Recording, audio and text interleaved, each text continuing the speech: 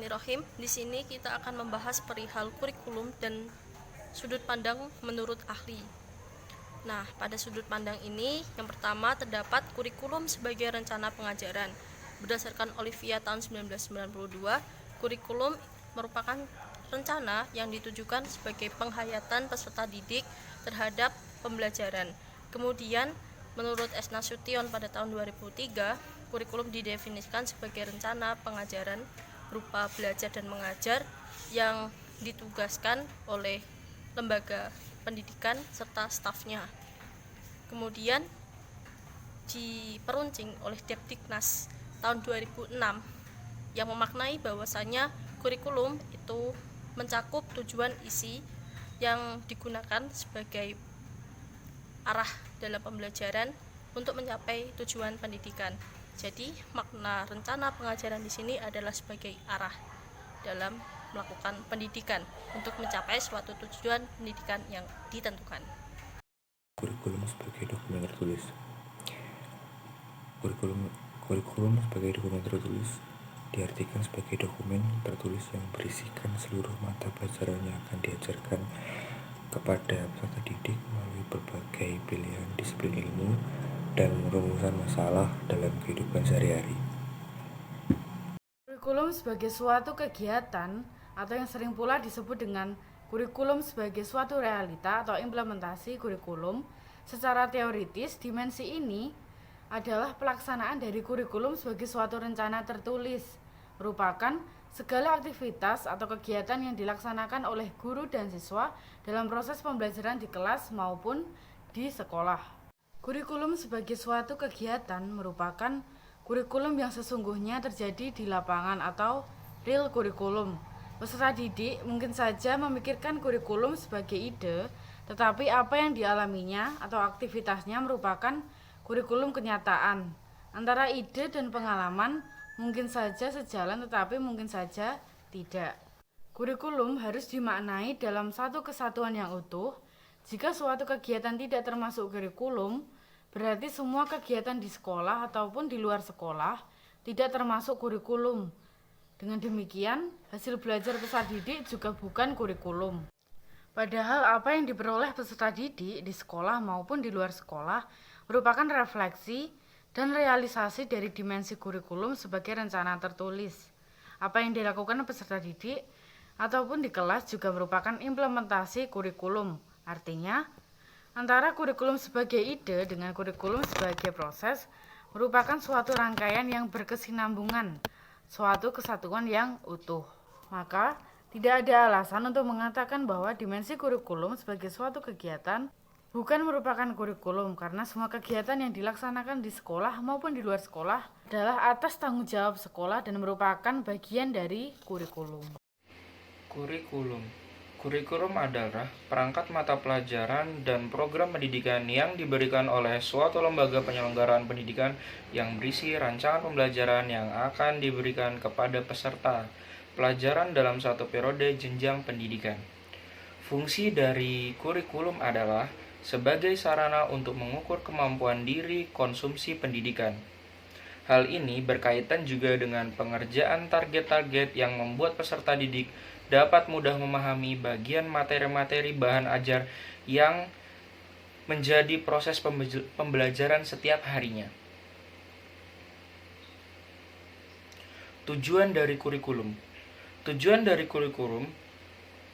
bertujuan untuk memeratakan pendidikan dalam suatu negara, membimbing serta mendidik siswa agar menjadi pribadi yang cerdas, berpengetahuan tinggi, kreatif, inovatif, dan bertanggung jawab. Implementasi dari kurikulum adalah penerapan atau pelaksanaan program kurikulum yang telah dikembangkan dalam tahap sebelumnya, kemudian diuji cobakan dengan pelaksanaan dan pengelolaan.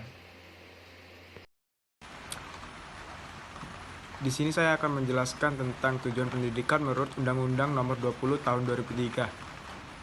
Pendidikan berfungsi mengembangkan kemampuan dan membentuk watak serta peradaban bangsa yang bermartabat dalam rangka mencerdaskan kehidupan bangsa.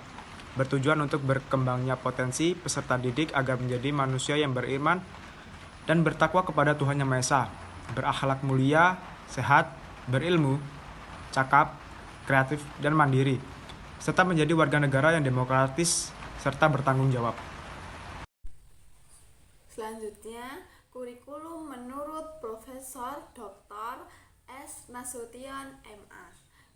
Kurikulum menurut Profesor Dr. S. Nasution MA menjelaskan kurikulum sebagai suatu rencana yang disusun untuk membantu melancarkan proses kegiatan belajar mengajar di bawah naungan, bimbingan, serta tanggung jawab sekolah dan lembaga pendidikan lainnya.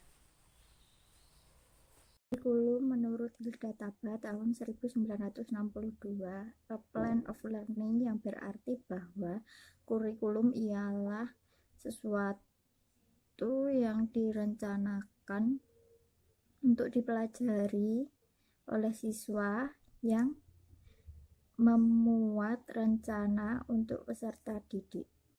Kurikulum Taba adalah salah satu model pengembangan kurikulum yang disusun oleh Hilda Taba. Model pengembangan kurikulum ini dibuat dengan memodifikasi model dasar Taylor agar lebih representatif terhadap perkembangan kurikulum untuk semua jenis sekolah dalam pendekatannya. Taba yang digunakan untuk menggunakan pertimbangan ganda terhadap isi organisasi kurikulum yang logik dan individu pelajar psikologi organisasi kurikulum. Selanjutnya, di sini saya akan menyimpulkan dari mind map yang ada. Sudut pandang kurikulum dibagi menjadi 3. Yang pertama ada kurikulum sebagai rencana pengajaran, kurikulum sebagai dokumen tertulis, dan kurikulum sebagai suatu kegiatan. Lalu ada kurikulum menurut UU nomor 20 tahun 2003. Kurikulum adalah seperangkat rencana dan pengaturan mengenai tujuan, isi, dan bahan pelajaran yang akan digunakan sebagai pedoman penyelenggaraan untuk mencapai tujuan pendidikan. Lalu ada kurikulum menurut Hilda Taba. Hilda Taba mengartikan kurikulum sebagai a plan of learning, yang berarti bahwa kurikulum ialah suatu yang direncanakan untuk dipelajari oleh siswa yang memuat rencana pembelajaran bagi siswa.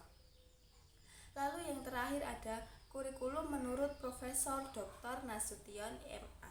Kurikulum adalah sebagai suatu rencana yang disusun untuk melancarkan proses kegiatan belajar dan mengajar peserta didik.